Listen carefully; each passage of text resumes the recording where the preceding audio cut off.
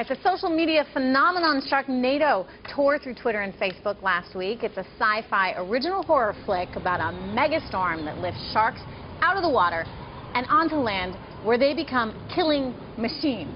Take a look at this.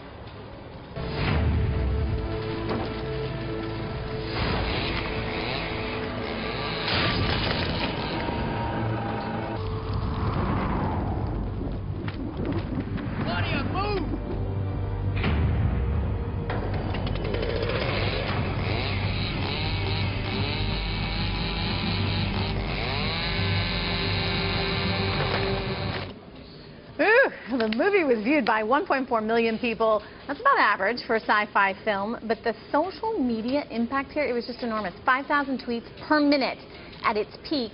And the term Sharknado was trending worldwide on Twitter.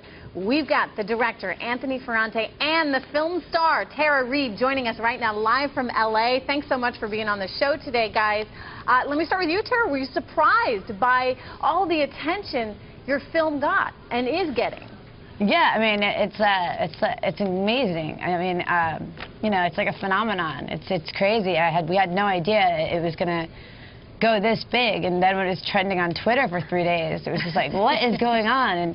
And you know, I was just in New York, and even when I was on the plane on the way home here, one of the stewardess said, "Oh my God, I saw Sharknado. I loved it." And I was in New York, and there was like this huge article in the Daily News, and I was literally reading the paper, and I was like, "Are you joking?" Like, I mean, it's everywhere. I mean, people are all talking about it, and normally people say, "Oh yeah, you know, is that the girl from American Pie or this or that?"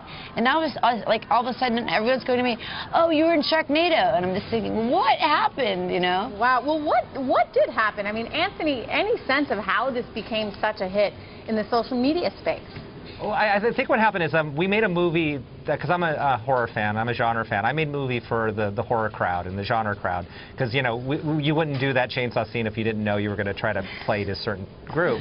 And, you know, there wasn't a $20 million marketing budget on this thing. This was just some social media stuff. I did the basic thing of trying to reach out to the fans and stuff.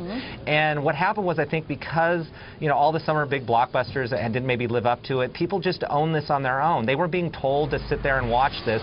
They just said, "I'm going to embrace this and go for it." And you got to realize that we're in an era of DVRing and then watching it later. This was appointment viewing for 1.4 million people on Twitter. So we had a nationwide movie-going experience on the computer where we were tweeting and we were engaging with the fans and they were making fun and we were having fun.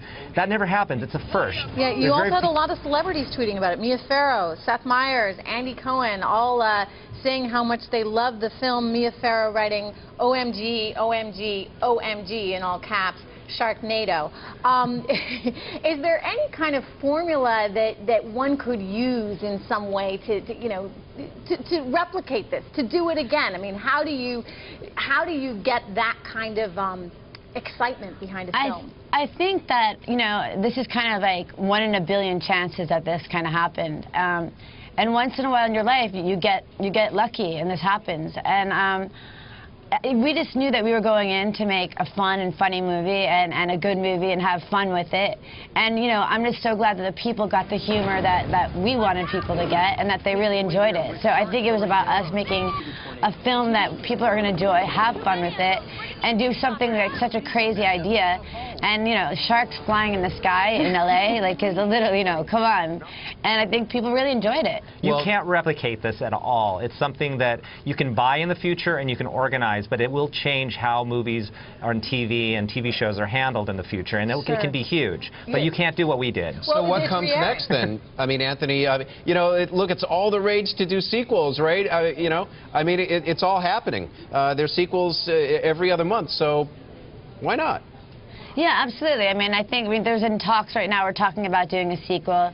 And this is the kind of movie where we can have sharks going anywhere from, you know, if we could do them in tornadoes in the sky, they could be in avalanches. I mean, who knows? We could be in space. I mean, who knows what's going to happen? The aliens could be like, you know, the sharks versus the aliens. I mean, it goes limitless of what can happen on this. So I'm sure you're going to see a couple other sequels. It's Die Hard with Sharks are taking over everything. You know the thing I think they should do, though, because of the interest in this, I think they should do Sharknado 2 as a theatrical, bypass the TV thing, because the interest is so huge, and that would allow us to do an even bigger, more ambitious movie, because the fans clearly liked it. Maybe they liked it for its little charms, but I mean, look at what we did with no money in 18 days. Imagine what we could do with $10 million. You do it on the big screen, you're saying, like take it out as a big movie.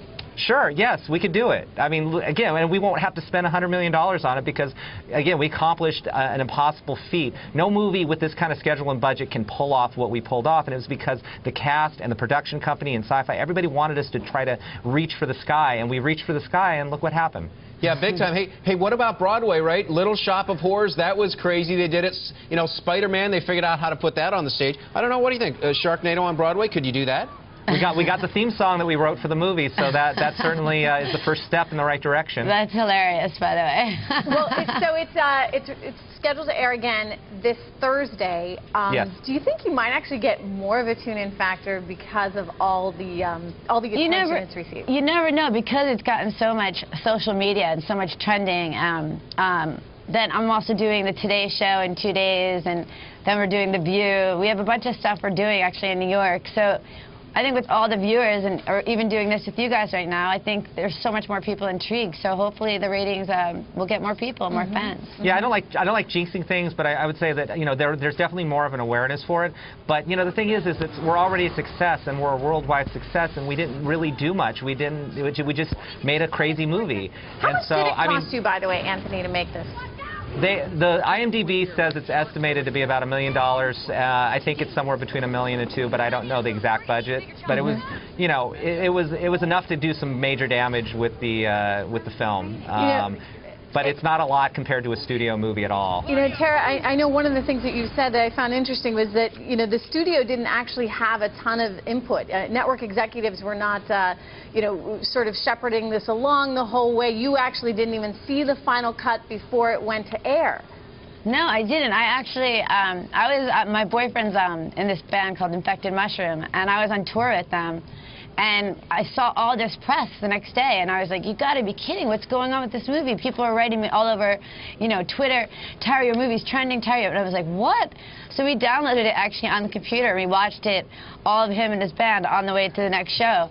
And we were dying laughing. I mean, we just couldn't believe it. And as I was in the car, my Twitter was going nuts. And I was just like what is happening? It was like, it was the last thing, I was just like, whoa. Hey, so Anthony, how do you as a director, knowing that and everything Tara's saying and everything we've all been talking about, how do you use Twitter to your advantage in your next movie?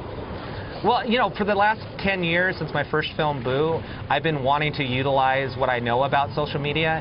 And with Boo, we shot a lot of extra footage and stuff that was supposed to just be web only, and we just didn't get a chance to put it on the web because it wasn't ready in its infancy.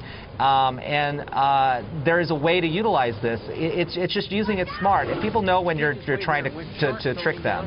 What I think is it's value-added content. It's an immersive experience, which I learned from a director friend of mine, David Van Eysen, on a Project Receiver.